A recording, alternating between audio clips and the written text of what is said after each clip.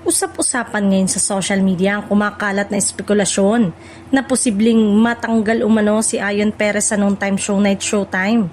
Maraming netizen ang nagtatanong kung may katotohanan ba ang balibalitang ito.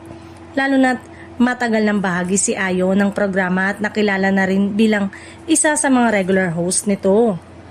Nagsimula ang usap-usapan matapos mapansin ng ilang manonood na tila mas limitado ang exposure ni Ayon sa ilang episode kamakailan. Dahil dito, agad na umusbong ang iba't ibang haka-haka na baka umano'y may pagbabago sa lineup ng mga host ng sikat na noontime show.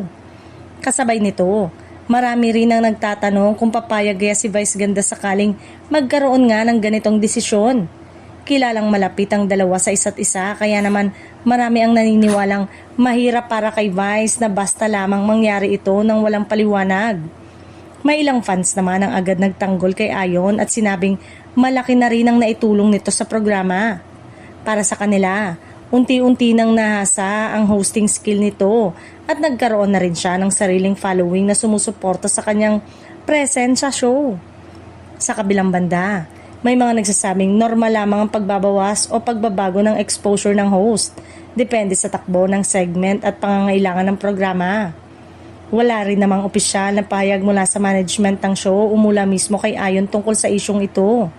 Sa ngayon, nananatiling walang kumpirmasyon ng lahat habang patuloy na sinusubaybayan ng mga manonood ang mga susunod na episode ng It's Showtime.